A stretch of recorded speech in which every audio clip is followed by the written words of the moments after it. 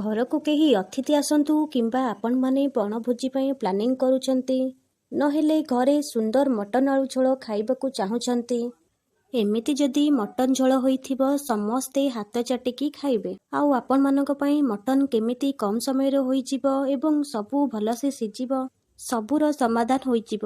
ଏ ରେସିପିଟିକୁ ଫୁଲ୍ complete କରି ଦେଖନ୍ତୁ, ସବୁ ବୁଝିଯିବେ। ଆଉ ଥରେ ଘରେ ବନେଇକି ମୋତେ ନିଶ୍ଚିତ କମେଣ୍ଟ ବକ୍ସରେ ନିହାତି ଜଣାଇବେ। ଏଠି ଆମର ମଟନ ରହିଛି ଫ୍ରେଶ୍ ମଟନ।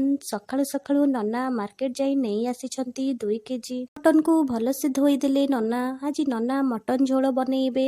ମଟନ ଧୋଇ ସେଥିରେ ସ୍ୱାଦ ଅନୁସାରେ ଲୁଣ, ହଳଦୀ ଗୁଣ୍ଡ, ସୋରିଷ ତେଲ ଦେଇ ମ୍ୟାରିନେଟ୍ କରିଦେଲେ ନନା।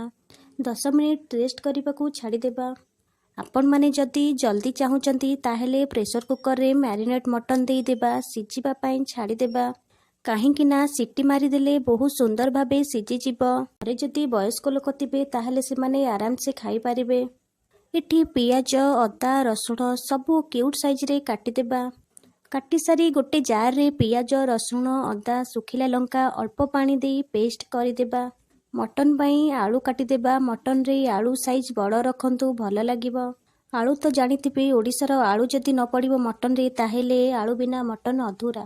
ପ୍ରଥମେ କଢ଼େଇ ବସାଇ ସୋରିଷ ତେଲ ପକାଇବା। ତେଲ ଗରମ ହେଲେ କଟା ହୋଇଥିବା ଆଳୁ ପକାଇ ଭାଜିବା। ଆଳୁ କମ୍ପଲସରି ପଡ଼ିବ। ଆଳୁକୁ ହାଲକା ଭାଜି ନେବେ ଯେମିତି ରେଡ୍ ରେଡ୍ ଦେଖାଯିବ। ସେଥିରେ ଅଳ୍ପ ଲୁଣ, ହଳଦୀ ଗୁଣ୍ଡ ଦେଇ ଭାଜିବା। ଆପଣମାନେ ଦେଖିପାରୁଥିବେ ଏମିତି ହୋଇଯିବା ପରେ ଆମେ କାଢ଼ି ନେବା। ଏଠି ନନା ରୋଷେଇ ଛାଡ଼ି ତରଭୁଜ ଖାଇବାର ବ୍ୟସ୍ତ। ତେଲ ଗରମ କରି ସେଥିରେ ଗୋଟା ମସଲା ପକାଇବା। ସେଇ ତେଲରେ କଟା ହୋଇଥିବା ପିଆଜ ପକାଇ ଭାଜିବା। ପିଆଜ ଲାଲ ଲାଲ ହେବା ଯାଏଁ ଭଲରେ ଭାଜିଦେବା। ଯଦି ଆପଣଙ୍କ ଘରେ ପ୍ରେସର କୁକର ନାହିଁ ତାହେଲେ ଆପଣ କ'ଣ କରିବେ ନା ସେମ୍ ପ୍ରୋସେସ୍ କରିବେ। ଅଳ୍ପ ପାଣି ଦେଇ କଢ଼େଇରେ 30 ମିନିଟ୍ ପାଖାପାଖି ଘୋଡ଼େଇ ଦେଇ ରଖିଦେବେ ଅଳ୍ପ ନିଆଁରେ। ତାପରେ ଦେଖିବେ ଠିକ୍ ହୋଇଯିବ ମଟନ।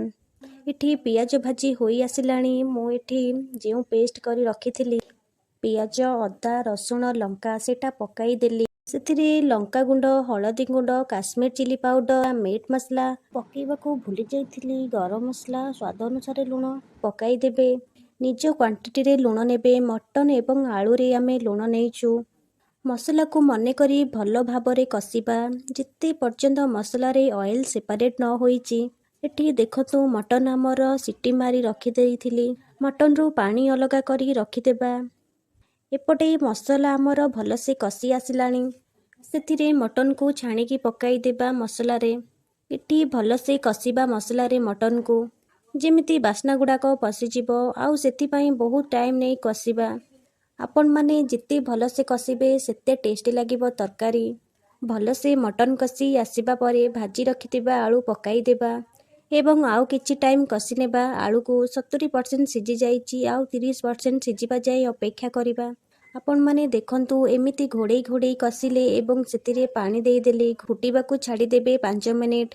ଆଉ ଦେଖନ୍ତୁ 5 ମିନିଟ୍ ପରେ ମଟନର କଲର୍ ବି ଚେଞ୍ଜ ହୋଇସାରିଲାଣି। ବହୁତ ପ୍ରକାର ମଟନର ରେସିପି ଆପଣମାନେ ଟେଷ୍ଟ କରିଥିବେ। ଯଦି ଏହି ମଟନର ରେସିପି ଥରେ ଟ୍ରାଏ କରନ୍ତୁ। ଆଉ ଯଦି ଆଗକୁ କରିଥିବେ ତାହେଲେ ନିଶ୍ଚିତ କମେଣ୍ଟ କରିବେ କେମିତି ଲାଗେ। ସତରେ ବହୁତ ଟେଷ୍ଟି ଲାଗିବ। ଥରେ ଟ୍ରାଏ କରନ୍ତୁ।